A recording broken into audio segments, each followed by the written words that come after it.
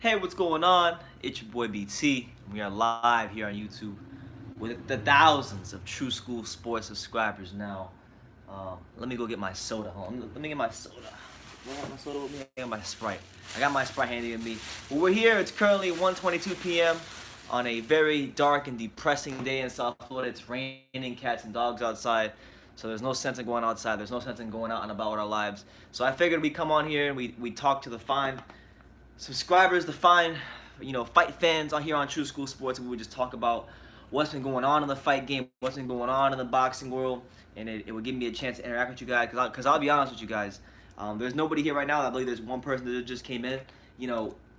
This might be my last live for a very, very long time. I don't know how long, but I'm talking about potentially months and months without going live. Potentially, I'm not really sure when I'll go live again.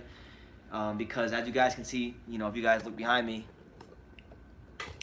right behind me, where my YouTube set is, right, that wall right over there, that right on the right side of the door, that's my YouTube set used to be. The posters are no longer there. It's just a blank purple wall now. So as you can see, I'm gonna be moving soon to where I don't know yet, but that's why I don't know when I'll be going live again. So y'all gonna need to be patient with me. But I wanted to talk about. And make sure you guys, for the two of you that are in here, make sure you leave your comments down below. Subscribe, like, do all that good stuff. Let me know where you're watching from, what city, what state, what continent. Because there is some things that I do want to talk about as far as boxing goes. We're definitely going to talk about this past weekend's card on PBC. I'll be getting my thoughts on Julian Williams versus Jarrett Hurd. I'll be previewing this weekend's two cards between, you have Josh Taylor fighting Ivan Baranchyk in the 140-pound portion of the World Boxing Super Series in the semifinal. You have Deontay Wilder versus Dominic Breazeale on Showtime. So we're previewing those cards as well as going through some boxing news. So yeah, just for those of you who are in here, I'm gonna give it some time for people to come in here. But yeah, let me know where you guys are watching from, what city, what state, what continent. And yeah, we'll definitely enjoy this live because I'll be honest with you, I don't know when I'm gonna go live again. It could be a very, very long time before we go live like this ever again. So y'all better really enjoy this one. Let's see.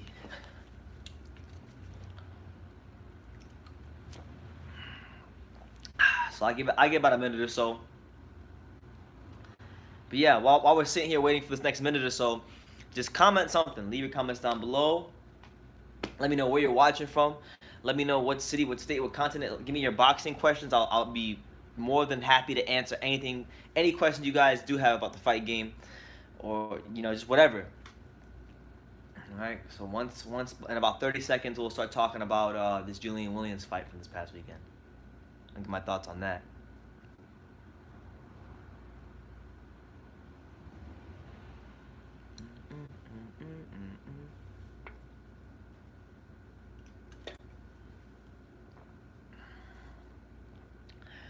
All right, let's talk about Julian Williams versus Jarrett Hurd.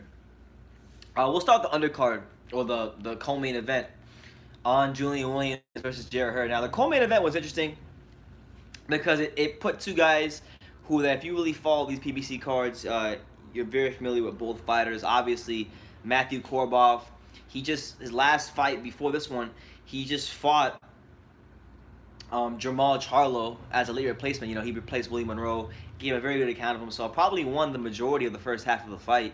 And a lot of people even thought he won that fight. And regardless of if you thought he won or lost, Charlo did not look at his best against Matthew Korobov. And Korobov, despite being a short notice opponent, not being able to have a proper training camp, not being able to really prepare the way he would need to prepare for a fight of that magnitude, he showed great skills in that Charlo fight, and he definitely raised his stock with that fight. So they put him in the ring against a guy, Emmanuel Alim, who a couple years ago, Emmanuel Alim had a very interesting and exciting fight with Kaitrov, the Ukrainian, and he stopped him in that fight. But since then, Alim has, I believe, took a loss to, I can't remember who, but he lost to somebody. And it was a fight where if you're Korobov, you're thinking you should go in there and you should win and win convincingly. And the fight was really good. Korobov fought as a southpaw. Korobov, well, he's a southpaw. He fought as a southpaw. And, he was touching his body real good, going to the body real well, breaking him down, outboxing him for probably it was a 10-rounder. I would say Korobov won at least 7 of the rounds, and I think even giving Alim more than 2 rounds to be generous. But basically, what wound up happening was Korobov should have got the decision. He outboxed an inferior opponent in Emmanuel Alim, right? So he outboxed Emmanuel Alim, and basically, they give him the decision at first. Okay, so they give Korobov the decision. They say, okay, you won the fight. Yada yada yada. We go on with our lives and we move on to the next fight. But then all of a sudden, on PBC, on the telecast, it comes right back, and they say, "Wait a second, we have an overruling by the judges, and the decision has been changed to a majority draw." So Korobov gets screwed out of a win in his that would have done some good in his career, because let's face it, Korobov has not had the luck of the draw in his career.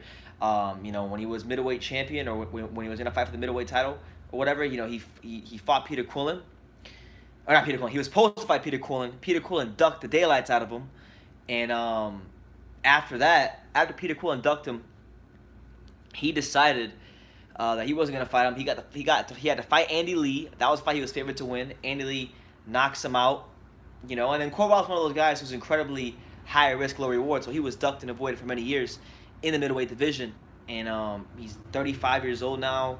Didn't win the fight against Charlo. Now this fight right here would have put him back on that path to contention. But instead of them doing the right thing, though, they screw him out of a decision that was clearly his. So not a good night at the office for Matthew Korobov, and he's had a very unlucky career, so to speak. And it's just unfortunate, because the guy is a talented fighter, and hopefully for his sake, he doesn't retire or get avoided like he's been avoided for the majority of his career, because he is a good fighter. He puts on quality fights, and he definitely won that fight against Alim. So a massive injustice was done to him this past weekend, and I think it's probably one of the more underrated storylines from this week in the world of boxing. But overall, good performance. I thought he won at least 7 rounds of the 3 against Emmanuel Alim. My man Feminine Angry Dwarf says, "Good evening from the UK." Shout out to you over there in the UK. I hope you're doing okay over there in the UK. Right now, I'm talking about the PBC card. We just talked about Korobov versus Emmanuel Alim, a fight that was kind of weird, where Korobov, the Russian, comes to America, fights Emmanuel Alim, and he got robbed straight up. He got, it's weird. It was a weird kind of robbery too. It was a different kind of robbery, because normally, they rob you right then and there, but no, they actually gave him the decision. They said he won, and they said, no, you didn't win. So I've never seen that before, where a fighter will get a decision, and then less than 10 minutes later, the decision is overruled. So if you've ever seen that, before in boxing, for those of you who might be older than me that have been watching boxing longer than I've been alive, let me know, because I've never seen or heard of anything like that. Is PBC pushing Emmanuel Alim? I mean, I don't know why. If they are, I don't know why. I mean, he's a solid fighter, but he's nothing special. Like, he's straight up and down, no special effects. So I don't see why they would do that. But to each their own. It's their business. But let's take a look at Emmanuel Alim. Emmanuel Alim, 18-1-2 with 11 knockouts. What has he done his last couple of fights since before? Yeah, see, Emmanuel Alim is not even anything special. Like, if you look at his last 5 fights, like Emmanuel Alim's last 5 fights, he had a majority draw with Desmond Nicholson, who many of you may remember got sparked out by Jesse Hart when Jesse Hart was rebuilding himself up back to that Gilberto Ramirez rematch. Had a draw with him. Then he had a fight where he went life and death with Evgen Kaitrov. Stopped him. Then the next fight, he turns around and he gets stopped by Hugo Centeno Jr., the guy that got stopped by Jamal Charlo in 1 round. Then he gets a stoppage victory against Juan de Angel, and then he gets outboxed by Matthew Korobov. So Emmanuel Alim is nothing special. He's a C-class fighter, no ifs, ands, or buts about it. And if PBC is trying to push him, then it's really a shame, because the guy's not gonna go that far. Straight up, he's not gonna go that far. There's nothing special about him. So that's just my take on the whole matter. But moving on to the main event, let's just talk about Julian Williams' performance for a second on a positive note.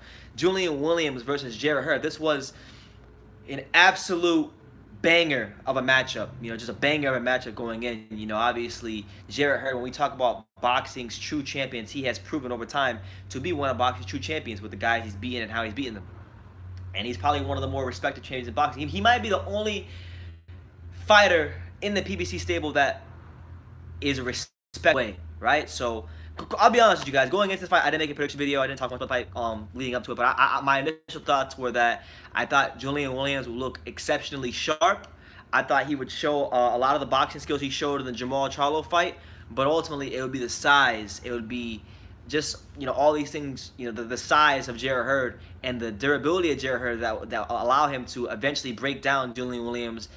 But I thought Julian Williams would look sharp for like 4 or 5 rounds. And, I was halfway right because he did look sharp, but it wasn't for 4 rounds. It was for the whole entire fight. Julian Williams tonight, not tonight, this weekend when he fought Jarrett Hurd, he showed exceptional boxing skills. He was steak knife sharp. He was, he came out early. He was shooting the jab up top, shooting the jab downstairs. He showed exceptional defense, moving his head, slipping punches. But the 2 things I left most impressed with when it comes to Julian Williams and his performance against Jarrett Swift Hurd was one, he was able to actually push Jarrett Hurd back, bully him, outstrain him, outmuscle him, moving him back. And how many guys can do that against Jarrett Hurd? This is Jarrett Hurd after all, the same Jarrett Hurd that has made a career off of being the black Antonio Margarito, outmuscling and being the bigger man and knowing how to fight to his size. So to see a guy like Julian Williams who isn't known for that,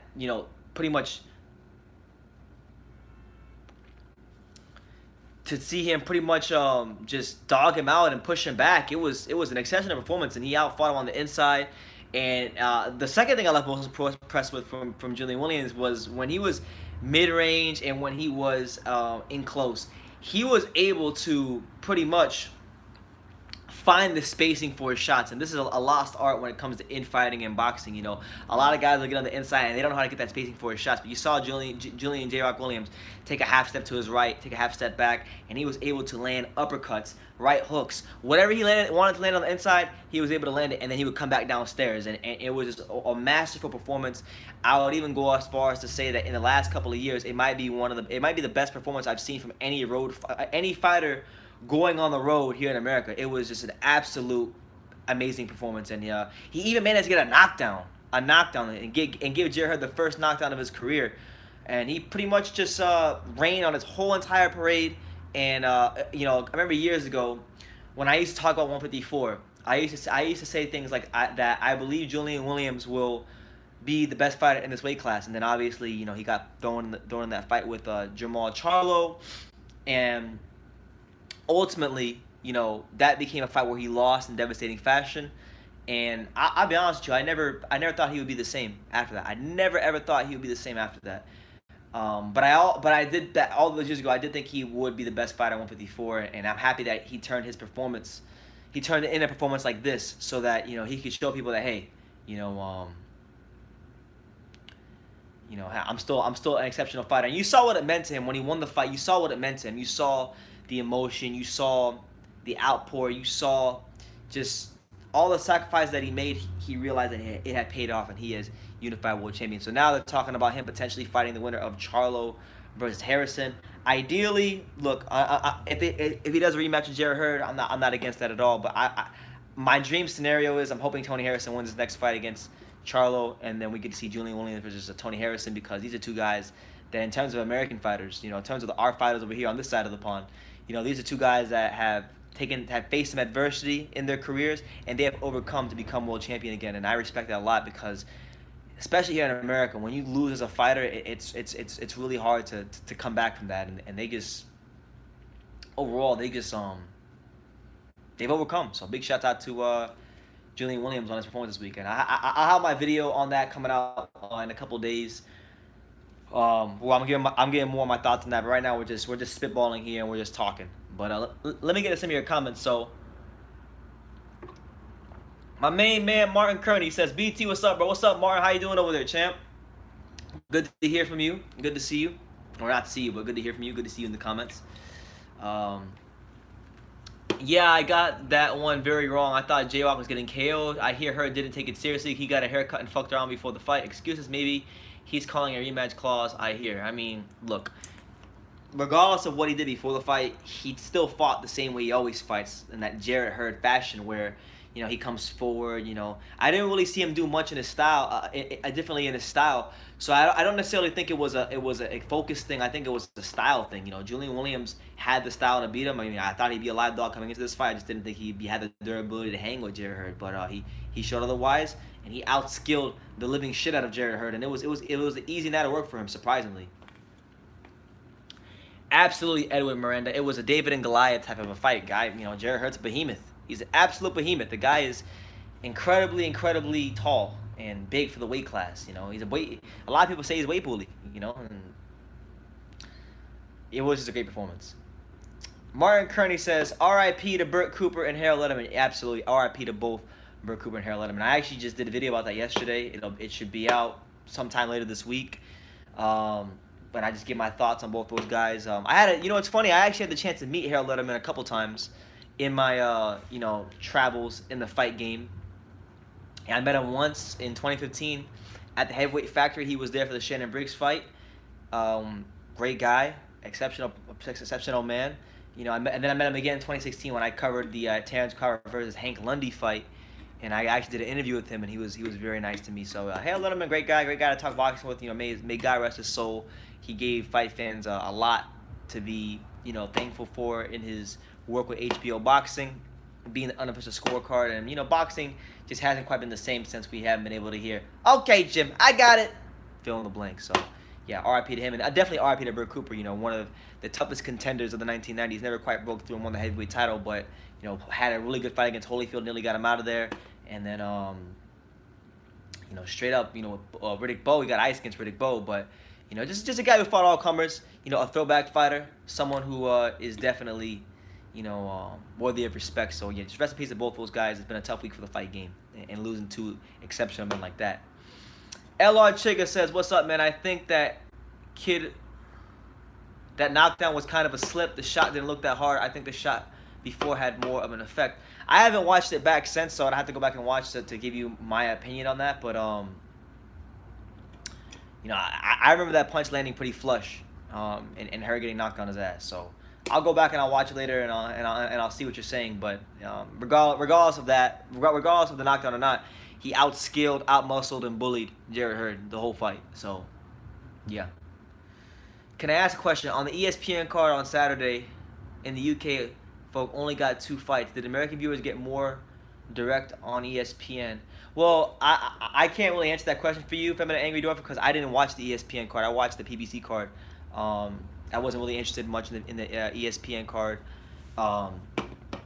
So I watched the PBC card on Fox, and it was on local television. So all I had to do was just go on my TV, had the antenna, and boom, right there it was. So it was easier to watch, better fight card. I'm not sure. I can't even really give you a good answer on that. So I'm sorry, but I can't give you an answer on that. I do know that I had a friend that watched it, and he told me that Emmanuel Navarrete and Dogboy were fighting, and then before that was Burchell and Vargas. So I know those 2 fights are on there. I don't know anything about anything else. Edwin Miranda says, who will Danny Garcia fight next? Who do you want him to fight next? That's a good question, man. Ideally, I think you can boil down who he's going to fight to 3 options. 3 options, okay? I think ideally the most logical option from a matchup standpoint would be your Dennis Ugas, because if you look at all the PBC guys right now, Pacquiao and Thurman are tied up, Spence and Porter are going to be tied up, and really the only guy that's left in that whole stable of fighters that's worth anything really is Ugas. But Ugas is a dangerous fight. Ugas is not a big name, so maybe they don't go that route. And if not Ugas, maybe they overpay and they do an Amir Khan rematch because it makes money, or 3 Adrian Broner versus Danny Garcia. Those are the only 3 options I can see for Danny Garcia. So Ugas, Broner, and Khan. Those are the only 3 options for Danny Garcia. Ideally, I think this is the now if politics wasn't a thing in boxing and we can get the fights we wanted to see, I think right now would be the perfect time for Danny Garcia to fight Terrence Crawford, because they have an amateur rivalry and Terrence needs that big welterweight fight. So ideally it should be Terrence Crawford. My man LR Chiga also mentioned Sergey Lipinets. I appreciate that. You're right. Lipinets is an option. He's coming off a big win against Lamont Peterson, and Lamont Peterson was a guy that Danny did struggle with towards the latter stages of that fight. So, Lipinets is even an option. So I stand corrected. So you have Ugas, Lipinets, and Broner. I'll say those are the three options: Ugas, Lipinets, and Broner. But really, it should be Bud Crawford because Bud Crawford is one of the best welterweights out there. And what a statement it would be for Danny Garcia if he can beat a guy like Bud Crawford coming off the heels of a sensational performance against my main man Adrian Granados, which I did not enjoy watching. But yeah. That's what I think of the whole Danny Garcia thing. Martin Carney says respect to J-Rock. His post-fight interview showed that he was a humble guy, very classy. Absolutely, he showed Jared her respect. He showed his mother respect. He showed any fighter who's taking a loss respect, and he called out the media. He called out the fight fans and said, "Hey, just because a fighter gets a loss doesn't mean you got to write him off." And I thought, what a great way to be a classy champion. In your finest moment, you're telling fight fans and you're using it to say, hey, a loss doesn't break a fighter. So I like how he handled it all. Just great stuff from Julian Williams. And he's a guy that I can say, he's one of the very few American fighters I can say I can get behind because he's first of all, he's fun to watch. Second of all, he's very good. And third of all, he fights good opposition. So, and he's not a diva. So I'm behind Julian Williams, and I hope that he goes on to be a dominant champion for years to come. Let's see. Assuming Top Rank and PBC come to an agreement, who do you got between Errol Spence and Bud Crawford and Pac-Man versus Keith Thurman? Hey, props to Manchester City, right? Hey, yeah. Before I get to your second question, let me just answer your first question. If they agree to Bud Crawford versus Errol Spence and Keith Thurman, Errol Spence and Crawford, who do I think wins? It's a 50-50 fight, but I lean towards Bud Crawford. I think Bud Crawford, hold on, guys. Hold on. Damn it. Hold on, guys. I think Bud Crawford,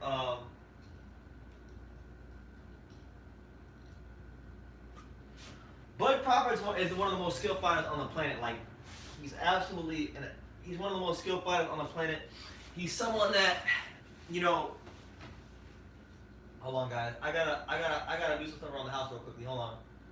Can you guys hear? Hey, for those of you in the comments, let me know. Can you guys hear me right now? Can you guys hear me? If you can hear me, just say yes. We can hear you, or something like that. Cause I gotta clean something. I gotta clean something over here in the corner that's going crazy in my house. Okay, y'all can still hear me. Okay, good. So yeah, no, Bud Crawford, he's an absolutely exceptional fighter. He's someone that I think. Oh no, I'm not. No. I'm not taking a piss. I'm not taking a piss. I got this. There's something on the floor I gotta clean up. I just saw it. But anyway, what I was saying is Bud Crawford's an absolutely exceptional fighter. He, I think the fact that he's able to offset fighters' rhythms with the way he's able to fight out of the southpaw and orthodox stance at a high level, it really frustrates fighters. And with Errol Spence, I believe he's the kind of fighter where if you can punch from angles and you can move, you can beat an Errol Spence. Crawford has proven himself to be very strong at the weight.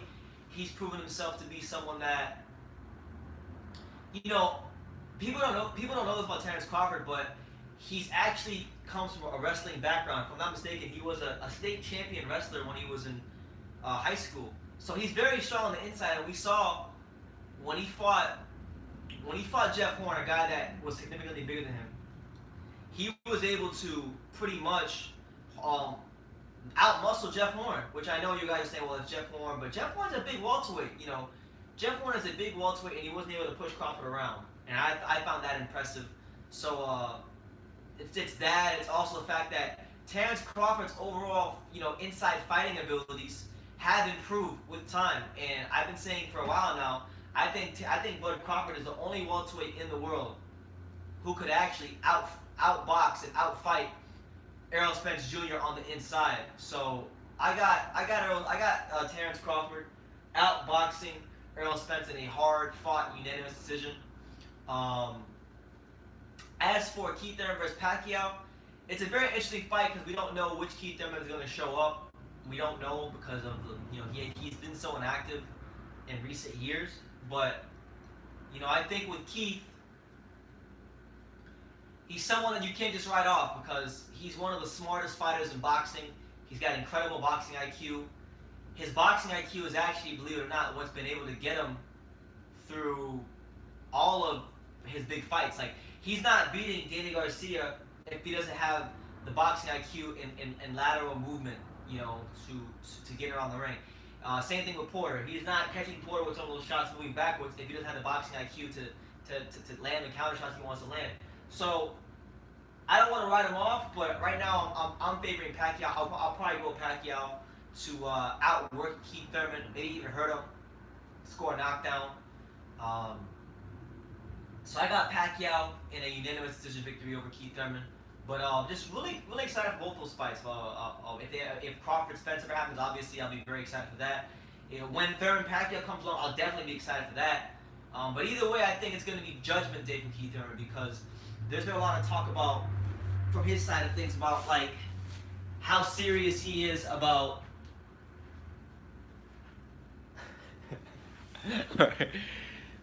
There's been a lot of talk about why Keith Thurman. Why Keith Thurman? That's a funny comment. Why Keith Thurman? If Keith, how serious he is about coming back to boxing and being a great fighter again, and I think that desire, that will, is going to be very, very tested, severely tested against a guy like Pacquiao, a guy that can move really well, and punch from different angles. So yeah, I'm going with Pacquiao early to beat Thurman, but we'll see what happens.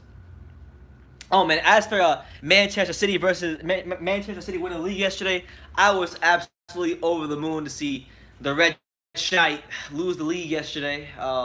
Liverpool, they won. They did what they had to do, and it still didn't matter. So I'm happy that I don't have to see Liverpool lift the trophy up. And the funny thing is, I took the most pride in this as a massive Evertonian.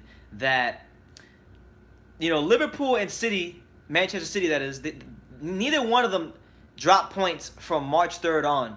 The last time either one of those teams dropped points in a league match was when Everton played Liverpool at March 3rd at Goodison Park, and those points that Liverpool dropped on that day cost them the league. So Everton cost Liverpool the league. So I'm absolutely just over the moon about that. The fact that Everton just stuck a big fork in Liverpool winning the league. So happy about that. Happy about our season as well. We had a 5-point improvement, finished in 8th. Played some exciting football down the stretch. And, you know, if we get the transfers in the offseason, I think Everton will be moving onwards and upwards 1,000,000%. And who knows what can happen next year. I think next year will be our year to break into that top 6. But back to the boxing talk. My missus is wondering why I'm watching a video of a talking plastic chair. That's pretty funny. Maybe I should do that more often. Maybe I should have I should not even be in the videos and just have an inanimate object in the video while I talk, and then everybody's wives would think that the inanimate objects are talking.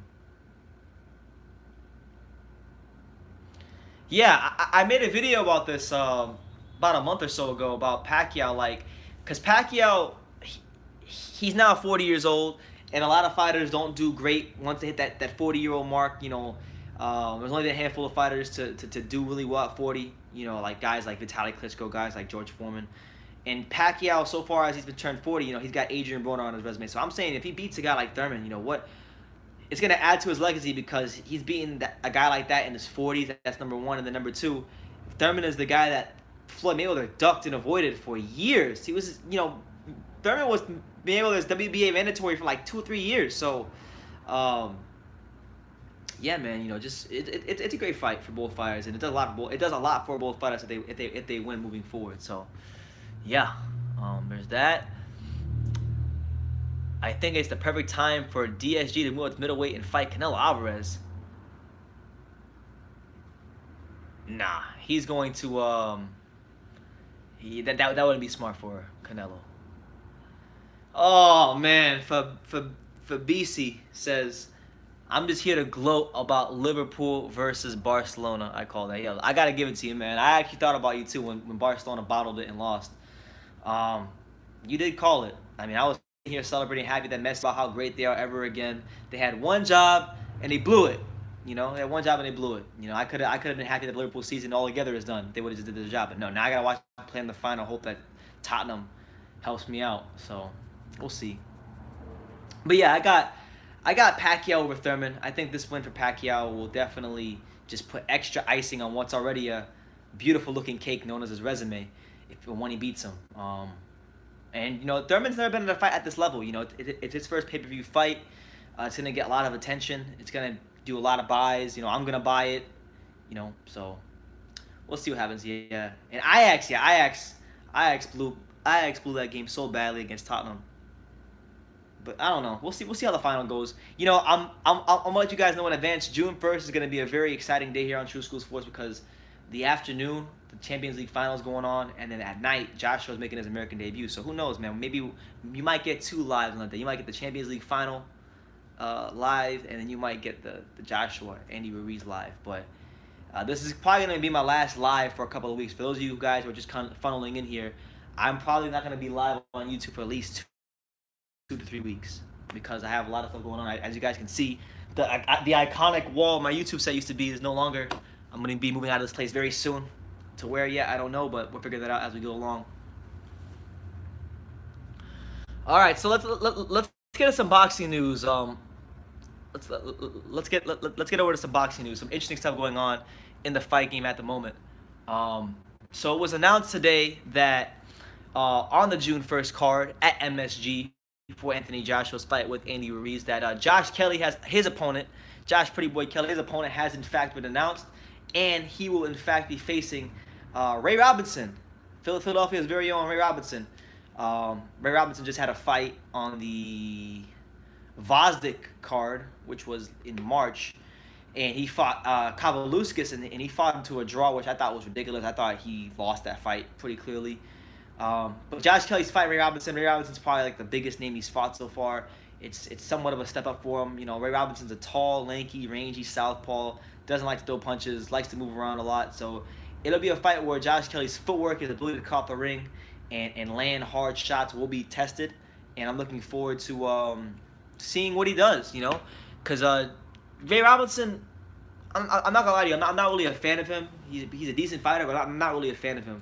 So we'll see what happens. I think it's a good test for Kelly. I think it's a good, showcase fight, a good first fight for him here in the States, because Robinson will, make him have to, work and do what he has to do. So we'll see. The most interesting news from today, and you guys are gonna laugh your absolute ass off when I tell you this.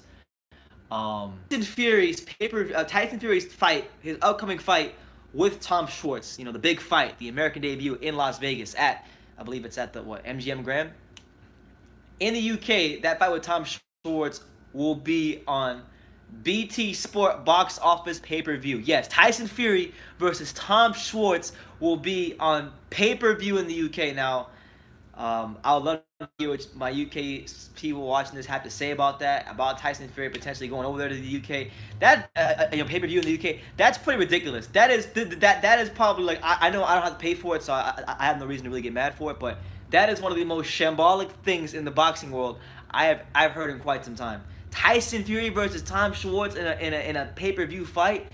So you're gonna make the UK fans pay what is it over there? I believe your pay-per-views over there, from what I hear, they generally range from $25, $30 American dollars to, I believe over there it's like 19 pounds, 25 pounds, something like that. So yeah, this is a fight that'll be like one of the comments said. It'll be on First Row Sports. It'll be on Crick Free. It'll be on VIP League. It'll be on VIP Box, and that's why I'm gonna watch this fight on VIP Box and VIP League and Crick Free and all those wonderful sites. And I wanted to say God bless VIP Box and Crick Free and all these amazing sites that have been helping boxing fans like myself get streams over the years. It's been amazing. But yeah, that was a decision that was announced today. They had a press conference today, and I haven't had a chance to listen to much of it. I might actually listen to it live on here. Let's see what else was said about this.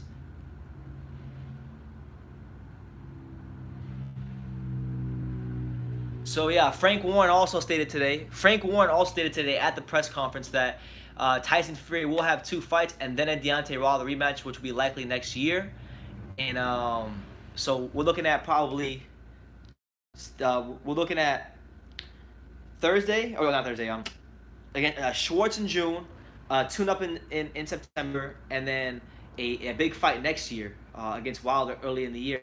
And what's funny is Frank Warren also stated that when Fury does fight Wilder, it could be on network television here in the U.S.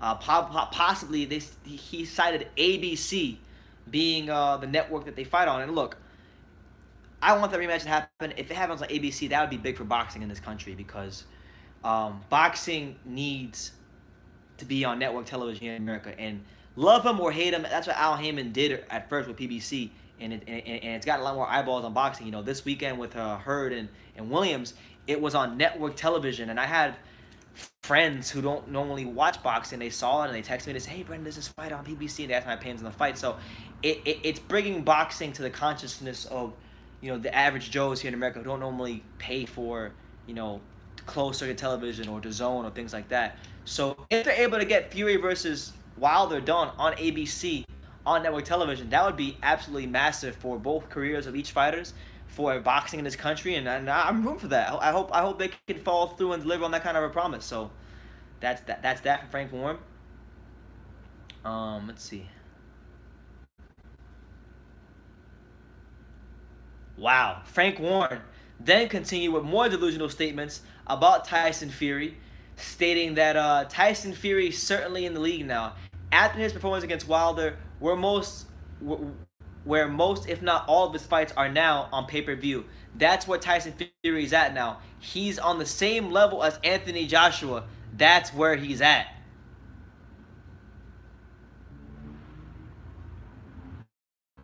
There we go. All right, there we go. I don't know what's going on here, but like I was saying, in terms of marketability and brand value and brand recognition, Tyson Fury is more. Anthony Joshua is in a whole other solar system in comparison to Tyson Fury. You know, Tyson Fury is not on that level. That's probably why I think they came to the States to try to build Tyson Fury up into that star here in America. And, you know, if the plan, like, look, they talked about fighting on ABC. For those of you who don't know, in the UK or across the pond, ABC, fighting on ABC, it would be huge here in America because ABC is a channel that everybody has. Like, literally, I don't have cable in my house. I have a TV, but I have an antenna, so I get all the local channels. I have ABC on the antenna. So anybody who has access to an antenna and basic, like the most basic form of television here in America can watch that fight, and it'll be a massive event. So yeah, I'm all for that. If it does happen, I'm all for that. What else happened in boxing? You know, just going across the news. Jim Lampley has reacted to the passing of Harold Letterman. He gives his take on Harold Letterman, basically, you know, passing away. You know, he had a 40-year run in the sport on HBO, that being Harold Letterman. Here's what Jim Lampley had to say about Harold Letterman passing away. He said, I quote, "It was one of the greatest privileges of my broadcasting career to work with Harold Letterman, whose unique humanity and lifelong love of boxing brought joy to the hearts of millions of fans. Show after show after show, they waited for his moments. They were thrilled by his insights. They were glorified in imitating his voice. No one in the sport had more friends because no one in the sport was more deserving of friends. As deeply saddened as I am by his passing, I'm equally deeply joyful that he made it to the final bell on December 8th. Nothing was more important to the legacy of HBO boxing so that we can take solace, and now his scorecard is complete." So, you know, just wonderfully well said by Jim Lampley. You know, I met Harold a couple times. He was great to me. He was just one of the nicest guys in boxing. You know, I'll say this about when you spend enough time in the fight game on any level as a boxing journalist or a reporter, you know, you meet a lot of dickheads in the fight game, whether it be other media members, whether it be promoters, whether it be fighters themselves. You meet a lot of dickheads along the way. And someone who has the kind of credentials and exploits that Harold Letterman has, he was so far from a dickhead, and he was such a nice guy, and he was took time for everybody who came up to him, and you know, just that'll be my lasting impression of him, of how nice he was to me and how just pleasant he was towards me. So yeah, just God bless Harold Letterman. May he continue to rest in peace, and may we continue to speak glowingly of Harold Letterman on any boxing forum, let alone True School Sports. So yeah, just Jim Lampley reacts to Harold Letterman's passing. Aside from that, we also have another fight that was announced by PBC. Because Pacquiao Thurman was the one that got all the headlines, but there was another fight that was announced on PBC, and it came in the form of Caleb Plant. His bid, right? He's undefeated, right? The undefeated Mike Lee, 21-0, 11 KOs. It'll be his first career title fight. And you know, it's a voluntary fight for Caleb Plant. It's a big fight for him because, you know, Caleb Plant's been one of the guys that, you know, I've been talking about Caleb Plant. I've been making videos about Caleb Plant here on YouTube for like at least money behind that. This is a guy that I'm going to invest into. That this is a guy that I will promote more. And now he's reached that stage in his career where now he's world champion, and now he's getting to headline a card at the MGM Grand. You know, Caleb Plant headlining at the MGM Grand. You know, it's good stuff for him. It's good stuff for his career. And hopefully for his sake, he can go in and turn in a blind nerve performance, continue building himself up. You know, Mike Lee is no slouch. Mike Lee is undefeated.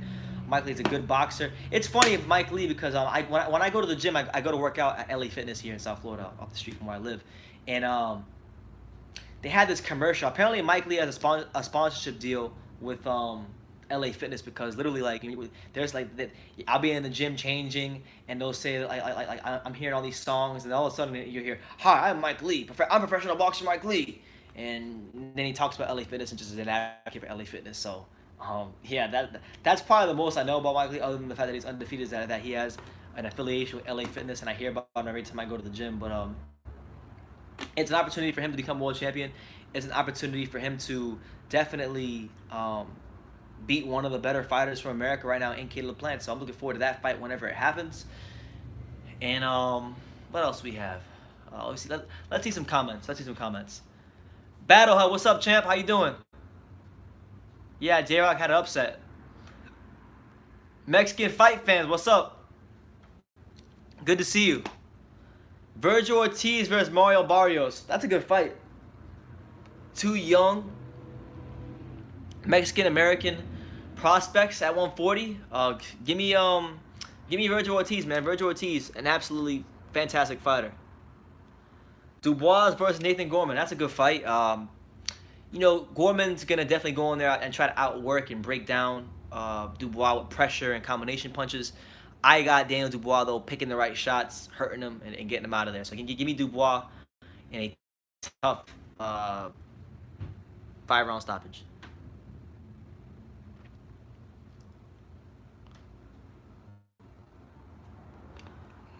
Yeah, who the hell is Tom Schwartz? I agree.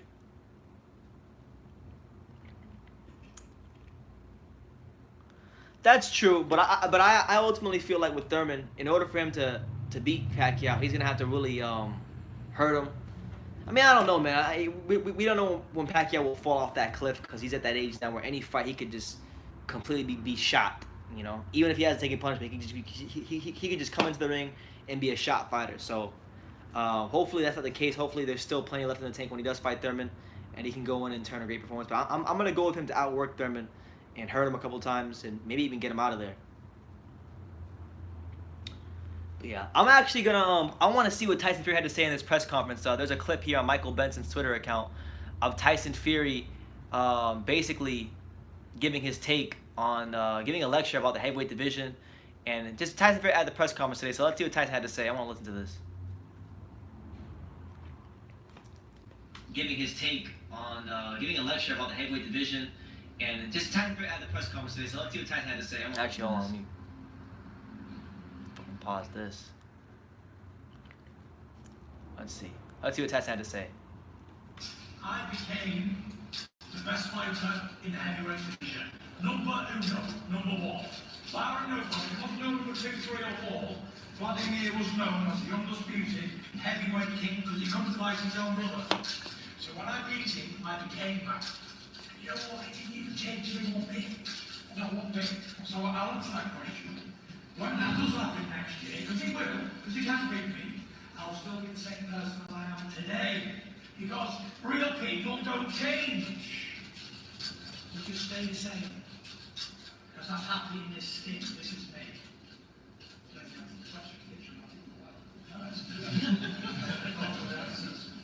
So there we go. I've already been the undisputed heavyweight champion of the world. You've already had that. All right, so there you have it. Tyson Fury pretty much clarifying that, look, he's the lineal champion.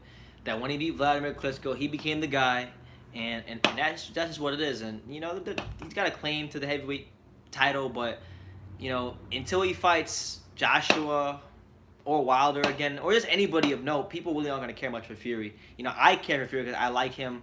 I rate him. I think he's an exceptional fighter. I've always thought he was an exceptional fighter.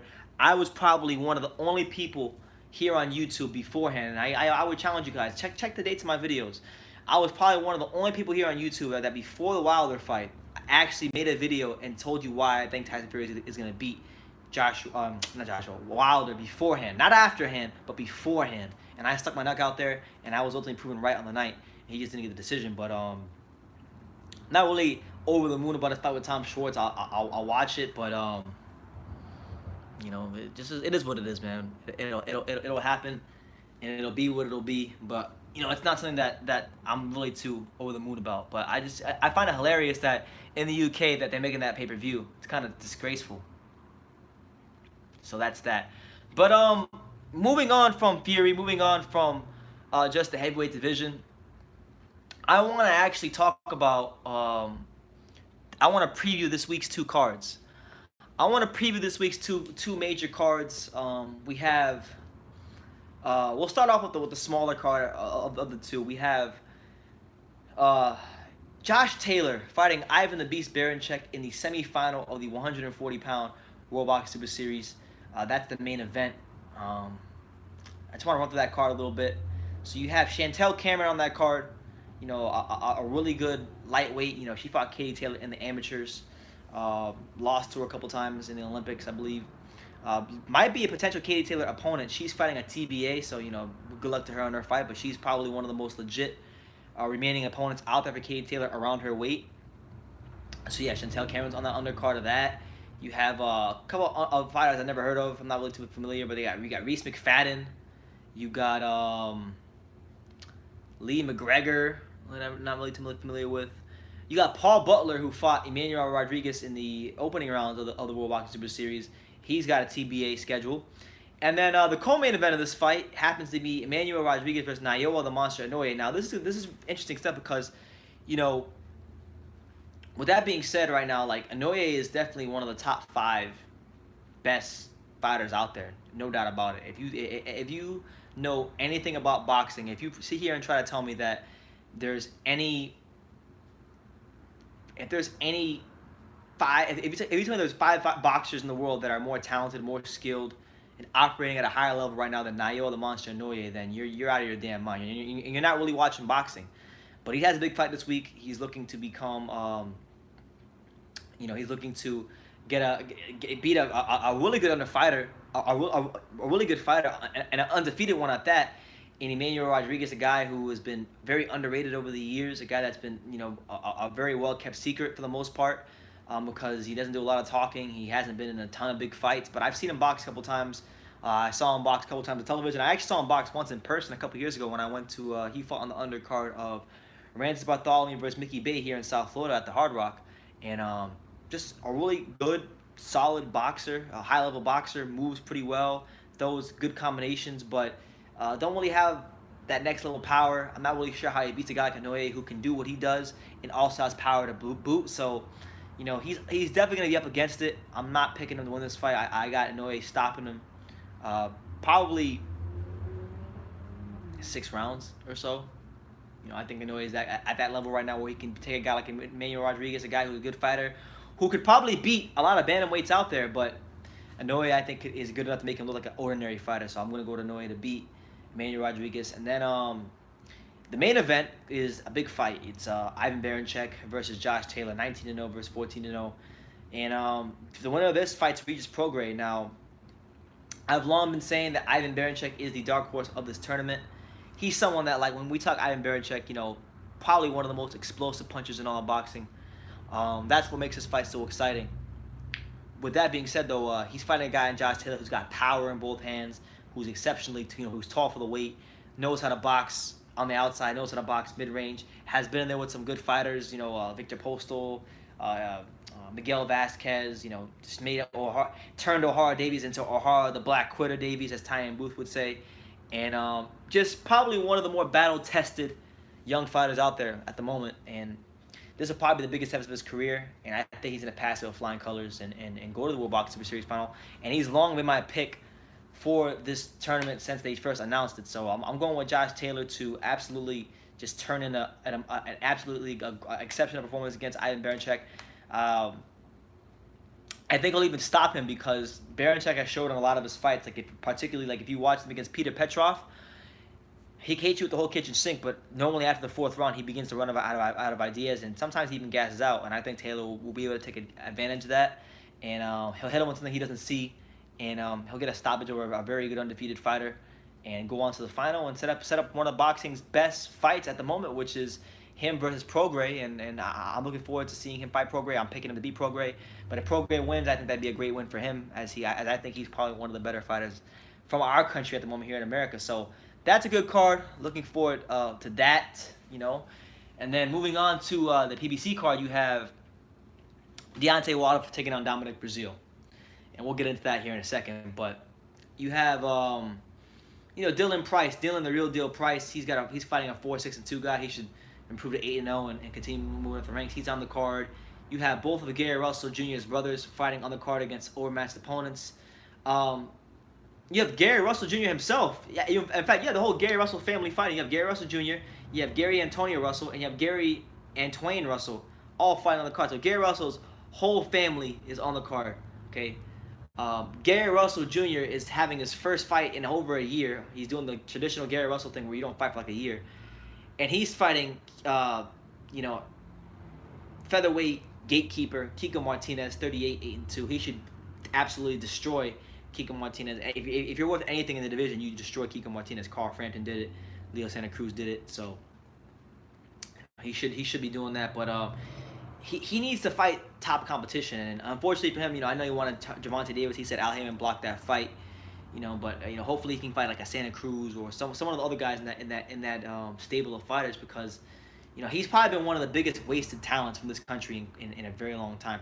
He's probably wasted more of his talent than anybody I can think of. Even more than Broner, because he had more talent than Broner to begin with. So, Gary Russell Jr., he has the most meaningless 29-1 record in all of boxing. And he's fighting Kiko Martinez in the co-main event. The most interesting fight on the undercard, actually, though, is Juan Heraldez. He'll be fighting Arrhenius Mendez in a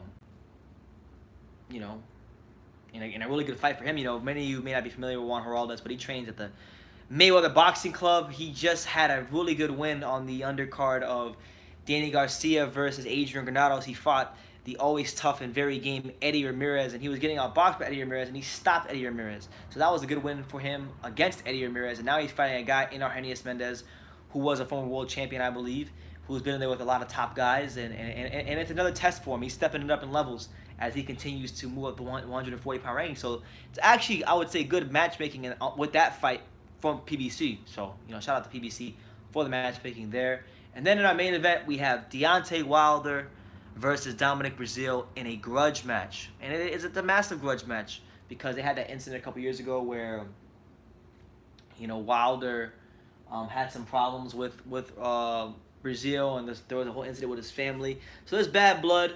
It's the first step in fulfilling the Deontay Wilder witness protection program, because they already have his next two fights lined up after this with Luis Ortiz, one with Luis Ortiz, and then two with Adam Kownacki, supposedly. So, I really want Dominic Breazeale to upset the apple cards and knock Deontay Wilder out. It would serve him right for turning down the massive $100 million DAZN deal to fight for the undisputed heavyweight title. And, it is what it is, man. Like, Deontay Wilder versus Breazeale, it's a fight where realistically, I think Wilder should be stopping Breazeale within 4 rounds, because Breazeale's reflexes are too slow, and Wilder is just a better fighter all the way around. Breazeale is actually, in many ways, Breazeale is the bootleg Wilder. He does what Wilder does, but he's slower, pretty much. Like, the same thing, but he's slower. They both have similar backgrounds, similar parallels, but he's just not as good as Wilder. So, yeah, it should be a fight where he gets him out of there, and gets him out of there relatively easily.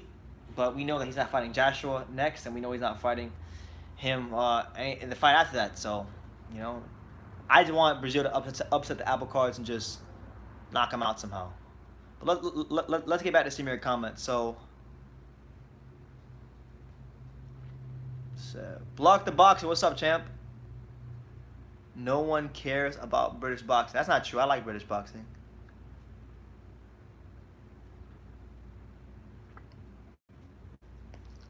Wilder can't box. Fury can box weak punch. AJ is a robot. It's a weak heavyweight division. I mean, that's a pretty... Phil speaking facts. No, the heavyweight division's in a great place right now. The heavyweight division has some great talents. Great Britain only has 3 to 4 great fighters at the moment. Let's see. You got Fury, you got Joshua. Those are 2 great fighters. You have... Let's see, 130... 47... I would say you only have 2, to be honest with you. Probably only 2 at the moment. You know, you have Fury and Joshua. You have guys who I think will turn into great fighters. Like I think Joshua Buatsi will become a great fighter. So yeah, it sounds about right. But that doesn't take anything away from the UK because I think America at the moment we probably only have 2 or 3 great fighters because we have what? Who do we have right now? We have Terrence Crawford. We have Errol Spence. We have who else? Who else do we have in America? We have Terrence Crawford, we have Errol Spence. We don't have any great fighters at the moment, you know.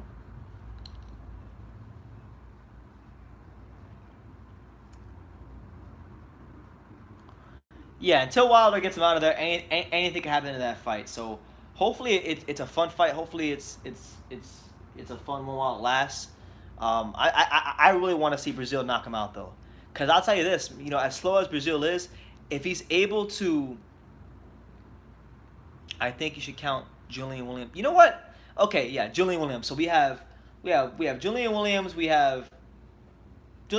have Crawford, we have Spence. That's all we have right now at the moment. But I would agree with you on Julian Williams because he delivered an A+ performance. What else do we have in America? 154, 160, 170. We don't really have anybody else. So yeah. Yeah, for as slow as Brazil is, if he's able to somehow land that right hand, we've seen what it's done to people. He can get you out of there with that punch. So I hope he lands it, and it should be a good fight. I hope it goes well. I hope it's a competitive fight. And yeah. I wanted to talk about a couple other things. So I don't know if y'all saw recently, but I made a post on YouTube, like one of those like social media posts. It's a picture, and basically at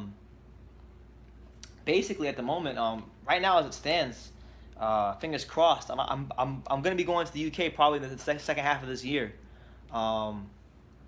probably sometime in the winter time when it's cold. So it should be fun when I go out there. But yeah, looking forward to that when it does come around. I made a post about it this morning. So if you haven't checked it out, go like the post, go comment on it. I'm looking forward to going to the UK this year if it does happen. Hopefully it does. I'm like maybe 50% sure it's gonna happen. 55% we'll say 55% sure it's gonna happen at the moment. When it happens though, you'll definitely get a video. So when that does happen, I'm looking forward to meeting a lot of my UK subscribers and just getting out there and checking out all the fantastic scenes that the UK boxing scene has to offer.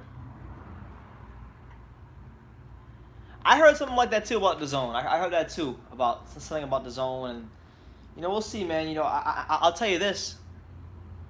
I'll tell you this about the zone.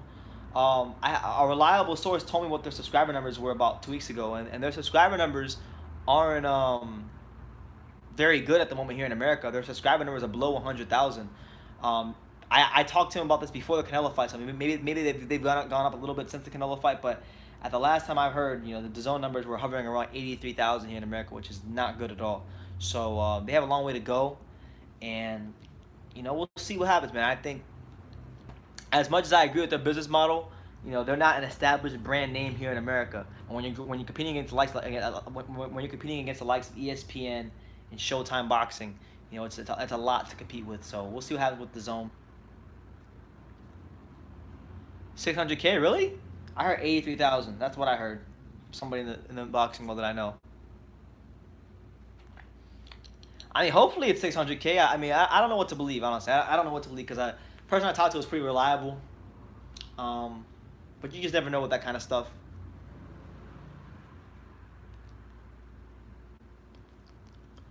I thought Canelo versus Jacobs was an epic fail.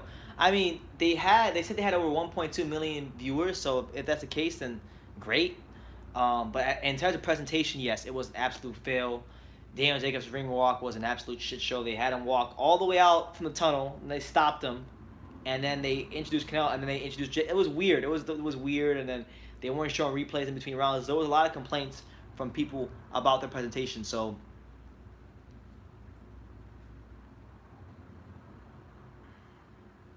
I got Pacquiao. I got Pacquiao outworking and hurting Keith Thurman in a very good unanimous decision victory. I'm taking this light off. This light is messing my eyes up. Turn the other light off.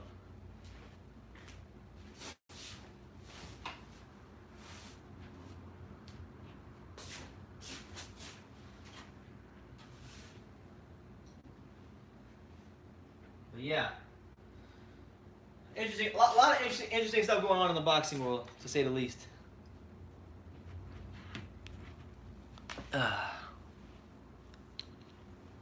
Straight left body shot by TKO. That's what I got.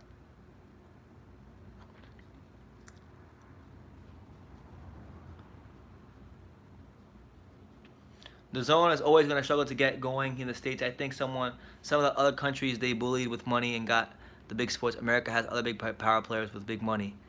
Well, right now the big thing for the zone is they're working on the whole NFL Sunday ticket thing. So if they can get that, that'd be big for the platform. They just got a thing going on with Major League Baseball, which is big for the platform. But yeah, they're still lacking in the content department, and they have a long way to go. What's your pound for pound What's your pound for pound looking like, and what's the criteria? Okay, that's a good question. First of all, my pound for pound list, I haven't done it yet, but I will say that guys that are on the pound for pound list, well, first of all, my criteria is a couple things. My criteria, one thing I weigh very highly is opposition. Who have you beat and how have you beaten them? That's one thing I weigh very highly on my pound for pound list. That's number one. Number two, accomplishments, and number three, yeah. So opposition and how you beat them, accomplishments, and the third thing is if you duck fighters, I penalize you. If you duck fighters, I penalize you. So, yeah, my pound for pound list, just off the top of my head, guys that will be on my pound for pound list right now, in no chronological order, would be Lomachenko, Usyk, Crawford, Inoue, Kosi Tanaka, Julian Williams, Anthony Joshua, Gaia Estrada, Wrong Vasai, and I don't know who will be the 10th fight, but just any order of those 9 guys.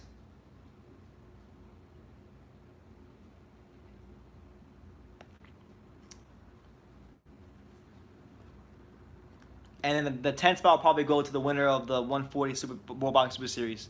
So either Prograis or Taylor. And yes. Oh, and Canelo, you're right. Canelo, you're right. Canelo. You're absolutely right. I forgot about Canelo. So yeah, those 10.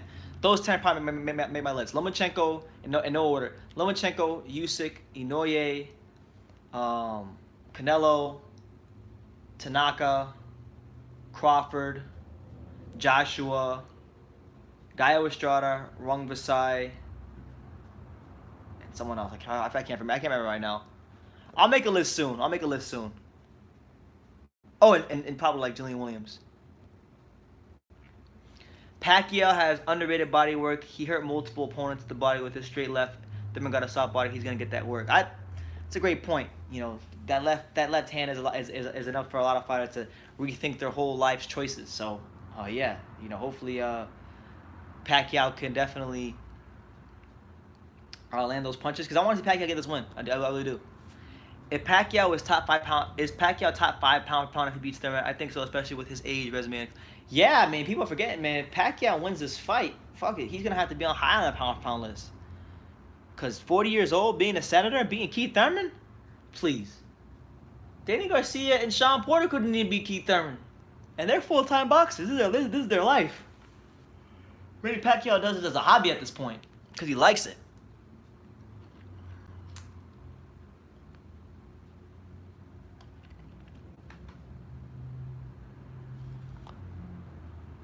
So it's 2:27 p.m. here on the East Coast. It's your boy BT. We're live here on True School Sports. I'm just letting you guys know this is gonna be my last live for a couple of weeks, maybe even longer. I'm not sure how long, but it'll be for quite some time. Yeah, I gotta get myself a fry up, whatever that is. I gotta get myself a fry up. Let's go.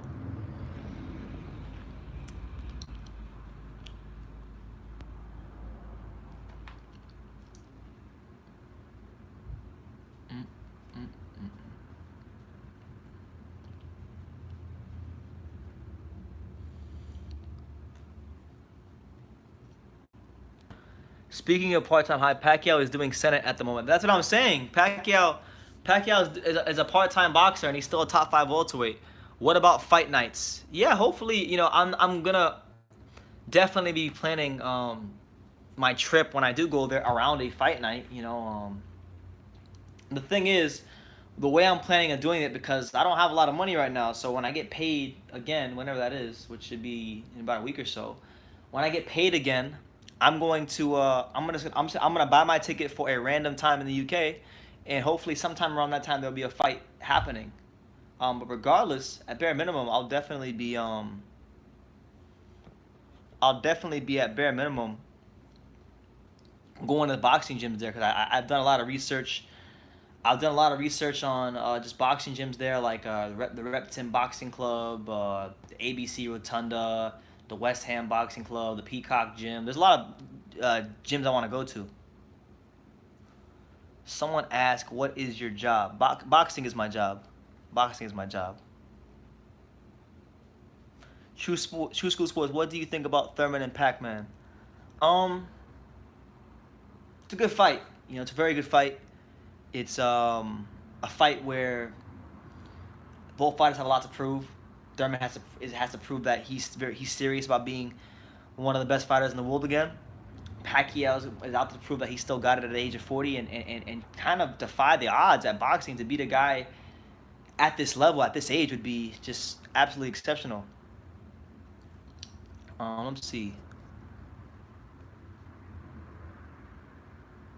But it's a good fight nonetheless. You can't fault Al Heyman here.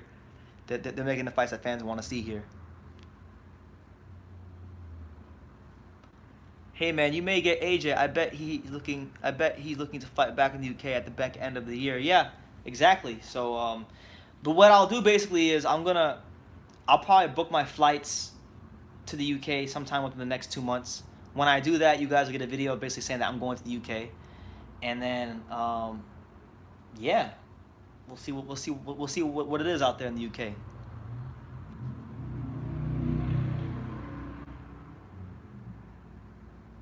Do you watch Lee Wiley, True School? I don't watch him as much as I used to, but I remember like years ago when I first started when I like really got into this whole boxing thing here on YouTube, like years and years ago I used to watch him, but I don't watch him much now. But he has a great channel. He does great film studies. I know about him.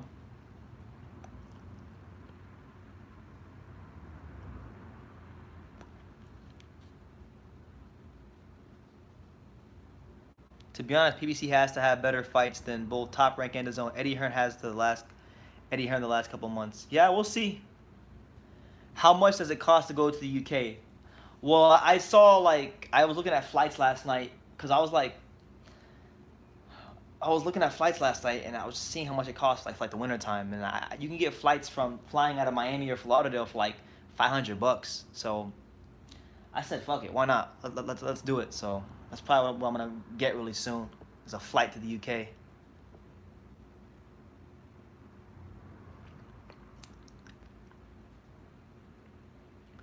Yeah, I don't either, man. You would think with all the wars that Vargas has been in that Burchell wouldn't get KO'd like that, but hey, it happens.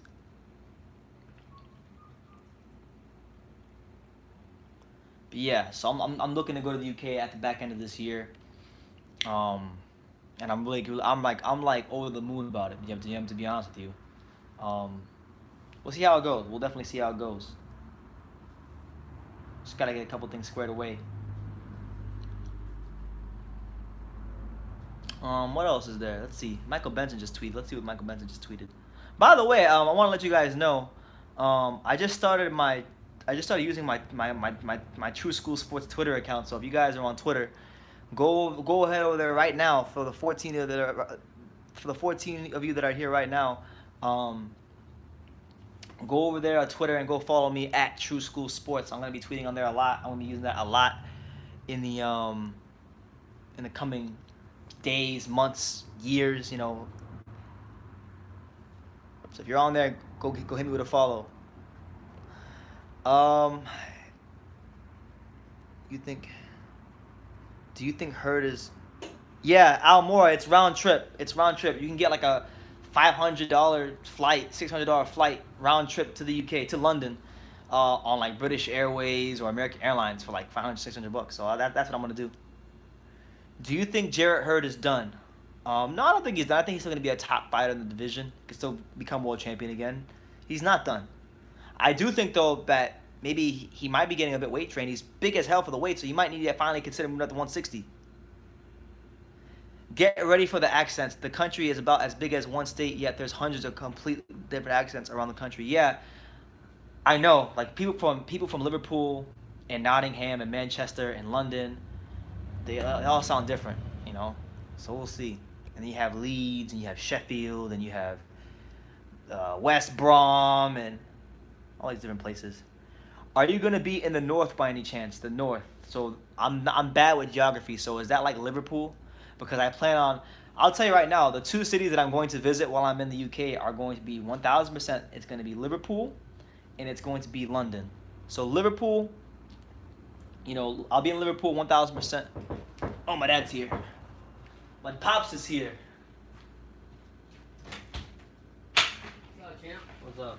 You feel you live? No, I'm still live. I'm talking about where I'm gonna go with you in the UK. Oh yeah. Yeah. So my dad's here right now. He just came to say hi. It's when you get here, and now this thing decides to act up. Maybe I'm going. I need to go. No, but yeah. So Liverpool, London for sure. Maybe Manchester. Goodison Park, baby. That's where we're going. That's where we're going. So what's But going on? what's going on? Well, since you're here, I'll ask you some questions. Sure. What did you think about this weekend's fights? We'll start off with the undercard fight. What do you think about Korba versus Emmanuel Ali? I thought Aline, for being a younger guy, was gonna come out and do a lot better than what he did. But what's the name of the Russian guy? Korba. Kobov. He looked pretty good to me. They say he was pretty good. The only thing that really pisses me off is the outcome. I mean. It was weird, right? Yeah, because how are you gonna say? What was it? Majority or whatever It was a unanimous decision. decision So all win. three judges were in agreement. Right, and then like 10 minutes afterwards, you're calling it A draw. A draw. I don't understand that. I mean, even a blind man can see through all that and see that Schubert was the clear winner. Yeah. Yeah, so it's nothing in boxing. It never changes. So yeah, so I'm really upset about that. I think Schubert got robbed on that one again. Yeah. I'm not to say again, but I mean the same thing No, I happened didn't. again. Yeah. Yeah, so it kind of disappointment. Then I was reading about Dugbo. Dugbo lost his rematch with Got destroyed. yeah, and so Deontay, yeah. yeah, so the guy the Navati that gave him the rematch was saying that now this is legitimized and say that I won this. It wasn't given to me. So yeah, so I'm kind of surprised at that because I did like Dugbo. I still think he's a good fighter, but I don't think he's got it now. It's amazing how things happen. Okay. How about the main event? Well, Julian Williams versus Jarrett Hurd. What did you make of the Julian Williams' performance? Well, I thought it was great because, and I'm telling myself for the longest time, it's until fight night, I kind of went up. I thought Hurd was going to come out and do something better, but I was pushing more towards Julian the Rock Williams for the longest time, and I think he overcame a lot of odds. He came into a hostile crowd where it was only 5,000 people there, but anyways, but It's a small arena. yeah. He came into a hostile crowd that were all for the Swift Horde, and I don't blame him. He's a good champ. He was a champion, but he came to an area where he knew he wasn't going to be welcome. It wasn't going to be easy. Where I think he really excelled in that really cost him to win the fight is he didn't wait until Swift Herd's known for a slow starter. He didn't wait for so to speak, for her to get his motor going. He went and attacked that head. He kept attacking it, and I think that had a lot to do with him winning the fight. By the time Herb woke up, it was too late. So so kudos to Williams, and kudos for him now in overcoming a lot of things. And I respect what he said. He gave props to Herb Tom about even though he was an opponent, he respected for how she was towards everything and very polite. And the fact that he also brought up in boxing is one of the sports where if you lose your first if you lose that zero, then you like a loser forever, and it's not like that. You got to rebound and just prove everybody else wrong. So I kind of like the way he spoke, very humble, just like Swift, and I like both fighters. But now we got a new dog in the house, now another big dog now, and I'm happy for Rock Williams.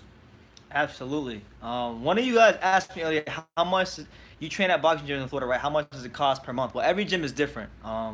Every gym is different. The gym I used to go to when I first started boxing was Canino's Boxing Gym here in Dania. That's like too expensive. It's like $60 a month. So there's that. There's some gyms here in South Florida where we can go $20 a month. But normally when I do train at boxing gyms, I just train at the heavyweight factor. I train there for free because I know everybody and I'm cool with everybody. And I go in there and work out with Riddick Bowe, and I hit the bag, and I train there for free. So yeah, everywhere is different. So there's that. I also wanted to get your take on Josh Kelly. He got his they announced his opponent today for the undercard at the Joshua fight. Josh Kelly, because he didn't have an opponent. Right. He's gonna be fighting Ray Robinson, the guy that fought Kavaluskas on the Vozick undercard, the tall black southpaw. I don't remember if he got a draw. I don't remember. Okay, never mind. I really don't care because Josh Kelly's got a style that I like his style. He's young, he's hungry, he's very skillful. So to be honest, whoever they put in front of him, they're in trouble. Yeah. And I just like the way he fights. It's different than maybe just because I haven't seen enough of his fights, but I like the way he carries himself. I like the way his persona is, and he's going to be a tough opponent for a lot of people. People are sleeping on him in his weight division. They better not, because he's coming. Okay.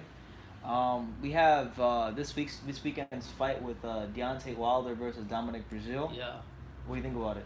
I kind of I'm a big firm believer. I don't know why I like the underdogs, but in this case, I think Bomb Squad is gonna be more focused than ever. It's a personal fight between both of them.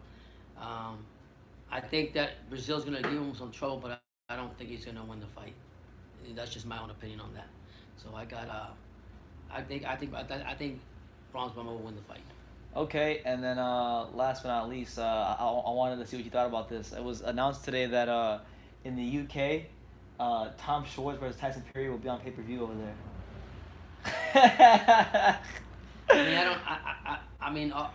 don't gotta pay for it. I'm just saying though, it's just funny. I just gotta give credit, but because I know people, there's a lot of fans that love Fury in the UK. They got a lot of followers, so by going pay-per-view over there, they're gonna make their money, for the channel.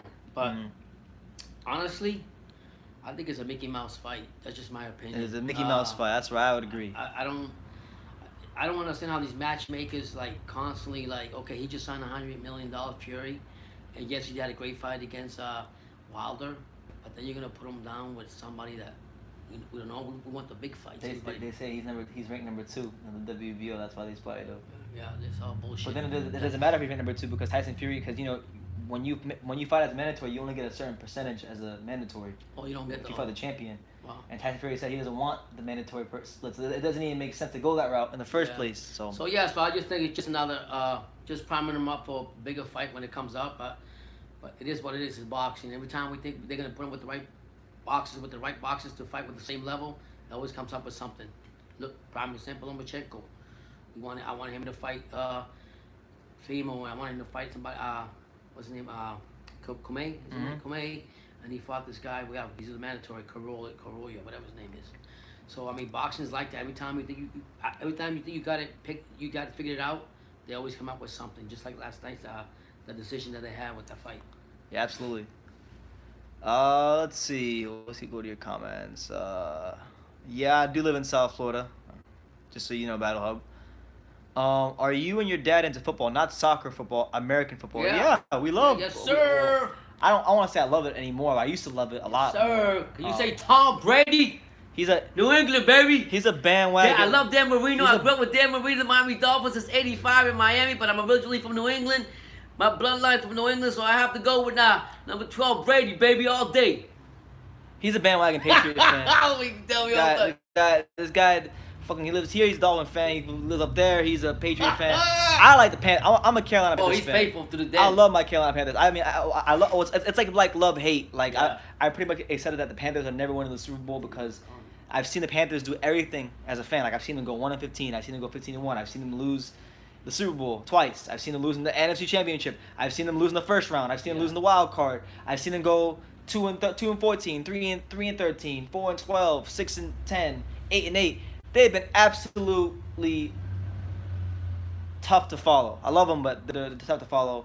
And I think we're never winning the Super Bowl. So it's depressing to talk about because we shouldn't have lost to the Broncos in the Super Bowl 4 years ago. And I'm still not over that. I mean, football's football. You don't know what's going to happen.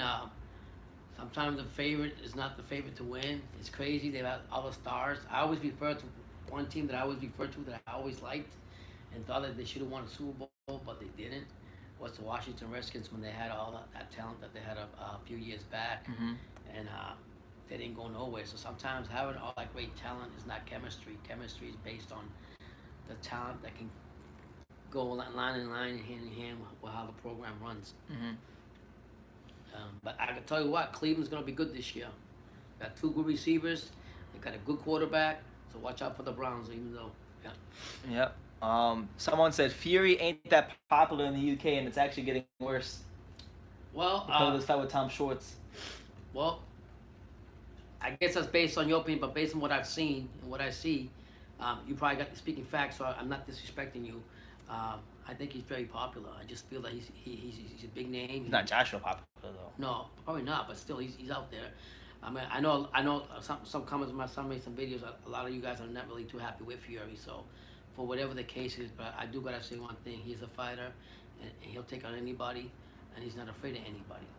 I think he made the best move when it comes to top rank and get $180 million. The best move for him? I think it's the best move as far as financially wise. The money's out there. He's not like Wilder. Wilder had how much did Wilder have offered by $100 million and an undisputed fight. Okay, so and he didn't take it, and Wilder's not gonna wish that he took that. Same thing with well, not the same thing, but I'm talking about King Kong Ortiz. He was offered $8 million. He'll never make that in his lifetime, and he turned it down. So whenever he fights, whoever he's gonna fight, and with Eddie Hearns, I don't think he's gonna get as much as he think he's gonna get because he already lowballed him. King Kong already lowballed DNC twice for not accepting the big offers they gave him. So yeah, so that's what I'm thinking about that. But I think Fury would be fine. The only thing I don't like about it is the politics again with the promoters. They always screw everything up. Oh, we don't know who we're going to fight Fury with this guy and that guy. So I don't know. But as far as the financial standpoint, he did the right thing. $108 million. Come on. Nayo Inoue is fighting Emmanuel Rodriguez this weekend. Oh man, You excited about that?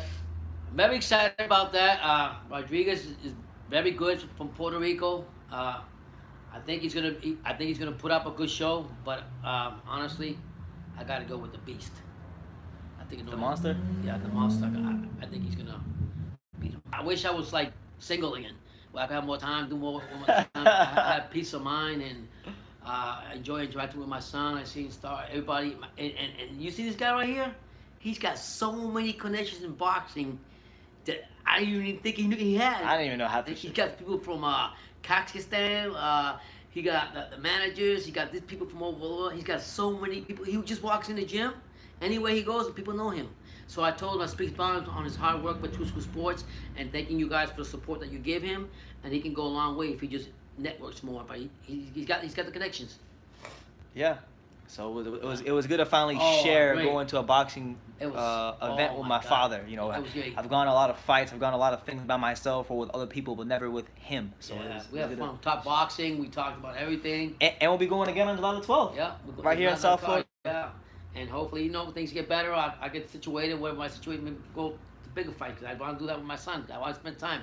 It's a family first. It took me a long time to realize that, Family guys. first. family first, no matter what the issues are. Get them over with, and remember that your family always come first. Let's go, champ. Yeah. All right, so yeah, so just boxing's in a good place right now. Lomachenko, he's supposed to fight Luke Campbell soon. Yeah. Should be fun. That's a mandatory, right? Supposedly, or Yeah, man, but it's weird though because he's normally when there's a fight for the vacant belt, they don't go get another champion to fight for the vacant belt. They just go to the rankings and Right. number one fights number two. They actually just they bypassed that the Yeah. WBC, they're full of shit. Like they made Dillian White wait for like 2 years. He's mandatory, but then they're like Haney's supposed to get a title shot, and then they say, you know what, we're gonna get Lomachenko, who's a champion with 2 other sanctioning bodies, and Yeah. we're gonna fight for a vacant title. So I'm not mad at it. I'm just saying it's just funny how they always make up things as they go along. Yeah. You can't. I don't know who he is, how good he is, what he's ranked, but I did a little Who is research. he? Is I he did a little. nobody? I did a little research on him. okay. He's been used as sparring partners for the likes of David Lemieux, Adonis Stevenson, Andy Lee, Okay. and a couple of other fighters. But does that make him credible to fight somebody? And then- And then his best wins Yeah. are against like C-level fighters. yeah. He's never been anywhere close to this level of boxing, That's crazy.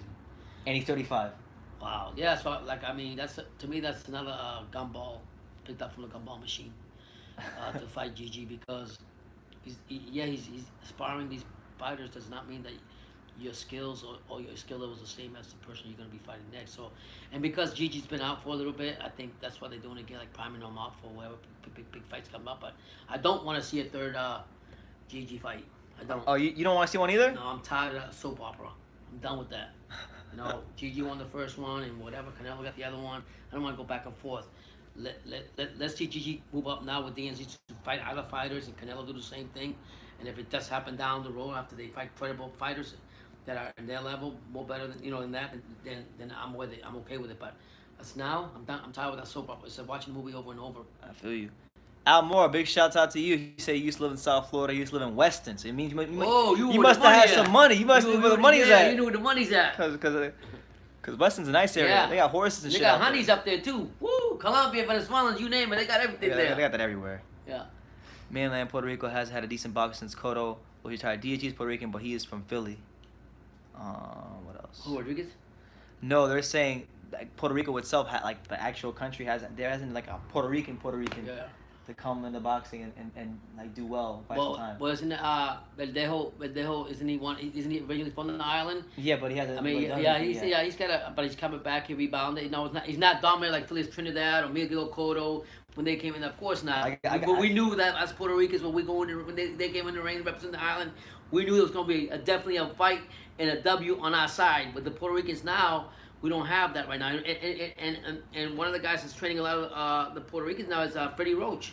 It's amazing. I mean, it's crazy. Even down here at the heavyweight factory, we have Jesse Cuevas. Robinson. Yeah, Jesse Robinson training. Derek Cuevas. I mean, so I don't know if it's a plus for the fighters from the island to go with the American trainers, or does you stay with the old school Puerto Rican trainers like Bazooka? I'm sure Bazooka is doing a lot. I forgot that Bazooka. Alfredo Gomez. Yeah, Bazooka Gomez.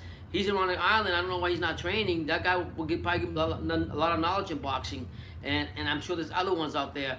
And Miguel Cotto knows a lot of people, but yeah. So I think a lot of Puerto Ricans they're branching out to up here to the Americans, the USA with the trainers and everything. But I honestly think they should stick back to their roots and I think they'll be better. First of all, the language barrier is bad. So if you have a trainer that doesn't know how to communicate completely to him, he can't really explain to him like, hey, how you do this?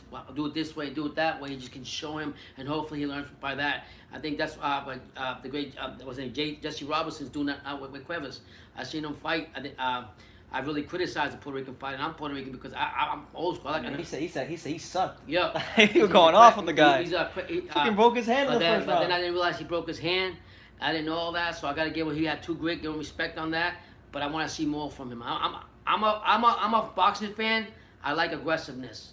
I don't like this fucking soap opera dancing around the club and just like Jesse Robinson, how he says it. Go on date, hold hands, go on date. Just turning around and that's it. No, I want to see some real live punching and especially for Puerto Rican fighters, I want to be aggressive. Get in there, do what you got to do. Come to fight. Come to fight. Don't be sleeping on me. Tell me you do this good. You're advertising that you're as good as you are, but then when you get into the big dance, you can't dance.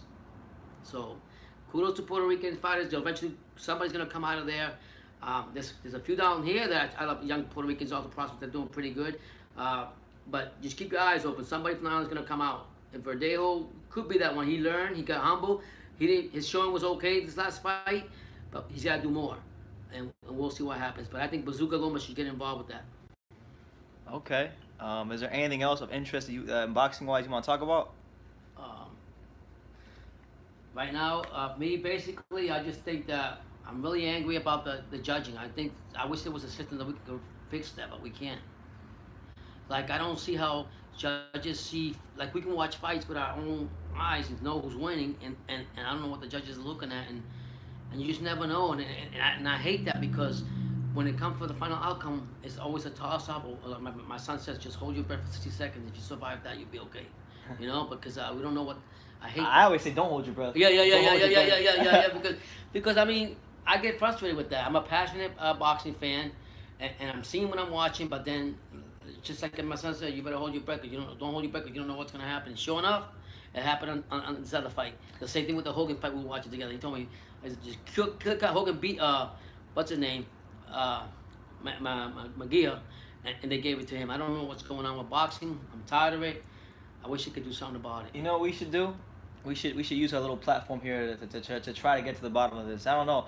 Maybe later on in the year, like, I don't know. Maybe if we went to Vegas, maybe I can call the Nevada Commission. Yeah, hung up on you last time. We can call them again. We'll forget. We can call them. What's going on? Yeah, what's going on here? I mean, it's just so, everything is so corrupt, I guess, or whatever you want to call it.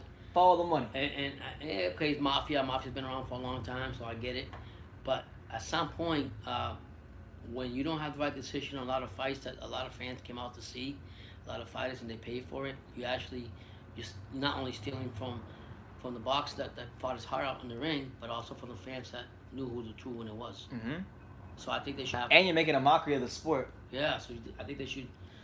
I don't know if they can fix it. I just wish they would. I mean, I guess like one suggestion that people I've heard over the years is for boxing to have what they call open scoring, which is where you can actually see round by round what judges are scoring on the screen. Like, so, like, you know, example how you watch Harold Letterman and he's telling you round by round. Yeah. Who he thought won the round. Right. Like, imagine if that was actually how it was during the actual fight with the actual judges. Right. Because then there wouldn't be a controversy. You couldn't say, oh well, we didn't get the tallies right. No, you scored round one for whoever, yeah. and that's who it is. And it's fact. And you know going in. But then again, they might say like, well, you know, this is the argument you hear from promoters or people. Well, you know, it's always been this way, and you know that's part of the excitement of boxing. Like, you know, you don't know who won, so you want the drama of who gets the decision. No, it's fine you say that before the fight, who you think is gonna win because of what you. I'd rather them just get it right. But let me tell you something. If I'm watching a fight, and I'll put it to you this way: if somebody comes out and sucker punch me, and you seen him, you're the witness that you seen it. Are you gonna say, oh no, it was Joe Schmo back then in the crowd that punched him? No, you're gonna say the guy right here. What's my point? My point is, they need to get it right. It's not fair for the boxing. It's not fair for the sport itself. You're not sending a good message when you do that. I don't know what the computer thing is, the copy box, whatever. Copy box, yeah. How good is that? Whatever, I don't know. Literally, as I told you many times before, it's literally just someone standing near the ring. It's two people sitting ringside. Two human beings. Pressing a button when they think someone lands a punch. When they think someone lands a punch. Oh, okay, so it's not really like. It's not concluded. So you like they're pressing a button. Maybe what they should do come up with, since everything's so computerized, come up with some new boxing gloves where there's a sensor, and every time you jab and you hit the chin, it will tally it will tally, you know, the there was actually the ribs. It's funny you say that because there was a guy a couple years ago. Shout out to my man Vivek Wallace. He's from here actually. Right. I forgot the name of what it was, but they actually had it. They were working on something like that. It never came to fruition. It could happen though. I mean, it should. Yeah. You do everything else with sensors. I mean, why not have it in boxing? That way, whatever punch you land, you get an actual. I mean, you're gonna have some issues, of course, but if you swing and you hit, it's gonna count as a. The only thing that I can suggest are odd number rounds, Right, you told me that.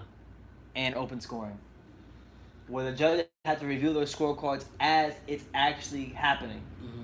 Like, and they put it on the scoreboard. Yeah. On the So scoreboard. you can't change it So, again. so fans in the arena know what judge scored what, and they can actually get mad in real time. People can get mad about stuff in real time Yeah, I mean, if they're not you scoring gotta the fights be real. correctly. I mean, there's a lot of money in boxing, obviously, but let's be fair to the fans. Oh, one guy wanted to know. Al Moore wanted to know who do you think will win between Gervonta Davis and Miguel Burchell? Oh man, that's tough. But you know what? I'm gonna take Burchell. Burchell? Yep. I think he's aggressive. He's more focused than Davis. Davis is a power puncher. But I'm just tired of the politics with the Mayweather, and it has nothing to do with the boxing, but to me it does. I think they baby him too much. But Chael's been in some tough fights, and I think that he will give Tank a run for his money. Okay. Who is more of a disgrace of a judge, C.J. Ross or Adeline Bird? What did you call Adeline Bird the one time I made a video? Oh man, I forgot what was it You called her the blind bitch. Yeah, she's too blind, man. She got 4 eyes. Maybe she needs 6 eyes. Maybe she needs night vision goggles, like in the military. She needs something to see because I mean, we were watching one fight and it was funny. My son pointed out to me, she's not even looking in the ring. He's not even looking. She's looking the other way at the fans or whatever. So how can you judge? How serious are you taking boxing? Or are you just getting paid off just to call whatever you want to call it? Yeah. So yeah, I can't stand her. You know Eddie Hearn before the Jacobs fight, he had to actually meet the commission to tell them to not put her on as a judge. Like, I was watching an interview where he was saying, I had to literally tell them to not put her as a judge. Yeah, I mean, no way. I don't see what they're seeing. I mean, you're not at a bar having yourself a mixed drink and social hour. I mean, that's what it seems sometimes. Go in the fight, I mean, just let it be, and that's it. But then here we go again, the thing of corruption. You don't know what prior to the fight what she got paid or what happened or what didn't happen. I'm not saying she did or I'm assuming. I just feel that that's part of the problem they have. Some of these judges are not taking it serious. Mm-hmm. Some of the judges, even the referees in the ring. Let's see somebody getting their ass whooped, and you know it's affecting their brain cells, the little bit they got left. And they don't want to stop the fight. And they're watching it, but they're not doing nothing. And then it's the opposite too. Sometimes there's ref that the guy gets touched barely. Yeah, and he stopped the fight. fight. They stop the fight. So. Unreal. So, I mean, I think that's a whole boxing needs to police itself. If it's gonna happen, probably not. But I mean, it's just in unfair. America, it won't happen. It's just unfair for it won't, the fans. It won't happen because there's no oversight. There's no board. There's no oversight. Capitalism prevails over anything, and that's sad. It's not perfect, but I like capitalism. So at some point, somebody gotta step in, and that's why one of my biggest arguments with boxing is that they should just have one united boxing. That's what the UK has, right? One united. Don't they have? Yeah, one the united, British Boxing Board of Control. That's it. And that's what the U.S. should have, not fucking 50 sections. And them fighters in the UK, they take it seriously. When the British Boxing Board of Control, yeah, they're in trouble with them, they take that shit seriously because they can't box in their home country. Yeah, and it's a one body. And what I like about it is just one body as one. But the thing is, it's a smaller country. It's a much smaller country. The UK, the UK is not even bigger than Texas. Wow. Texas is bigger than the UK. Right. So it's easy to control things. That's to where in America there's 50 states, there's 50 commissions. Right, but if you can get all the commissions and the right sheet of music with the same regulations, with the same different things, then it's gonna work gonna work for everybody. And I agree, but you're not gonna do that because in some cases that might go against the commission's best selfish interests. Yeah. And then at the same time too, it's like some of these commissions, like in states where there's not a lot of fights, they're very inexperienced commissions. Like they don't have fights all the time, so I have no clue. I have no clue what's going on. They don't know what's going on or nothing. They listen to ball from the street to come on in and do the fights, and that's where the fans suffer because some fans know more than what half the people, the commission knows. Agree. And it's just sad that everything's politically run, and it can't get straightened out. And it is what it is. But I think that there should come to some kind of. I'm tired of the premise of what we're just talking now. The WBO, WBC is always calling or mandating all these fights. When in reality, you could mandate who you want, IBF and all this, but doesn't mean it should happen. But because you got more pull or you got more whatever behind the teams, people take that more as a legitimate recommendation or whatever. And I totally agree sometimes when they put some fighters that aren't really credible enough to be with the fight, they actually put them in. It's true. You know? It's true. Some commissions kiss butt to Mexican fighters. Not the hate on the Mexicans. I'm Hispanic. I'm just saying in general, you can't do that. They see my language. They dick ride some of the fighters and think that that's it, and I don't like that. I don't like that at all. It's not fair. And then yesterday we were watching something about Al Heyman, my best friend. I love Al Heyman. He made a great fight with J Rock and Heard. Keep doing that, and I'll maybe possibly be a fan of you. But right now, I don't know. You must have some kind of voodoo or some kind of magic, Al Heyman, because every fight that comes out their mouth, the person says, "Thank you, Al Heyman." Even your best friend. Sam Watson. Yeah. Last night we were watching the video about him. No, Al owns 100% of the company. He calls everything, and the reporter's asking, "Well, who goes out and scouts the fighters?" "Well, we all do." "Who's we?" Al Heyman. Yeah. So my point is, I don't know what kind of voodoo he got, but whatever he's doing, I guess he's doing something right, because all the fighters, the first come out of their mouth is, "Al Heyman's done a great job. He's taking care of me. He's a good guy." J Rock even said in his post-fight interview, I don't know if you guys caught this when Julian was talking after he won. He was like, "I lost the fight, man, but I really want to thank Al Heyman because I had $1 million worth of rental properties before I won the title." Yeah. And I'm like, wow. So I mean, I guess I get it. I never met Al Heyman. One day I would like Half to. of his fighters haven't met him either, so don't feel bad. Are you about serious? it. Wow. So how do you do business with somebody you don't see face to face?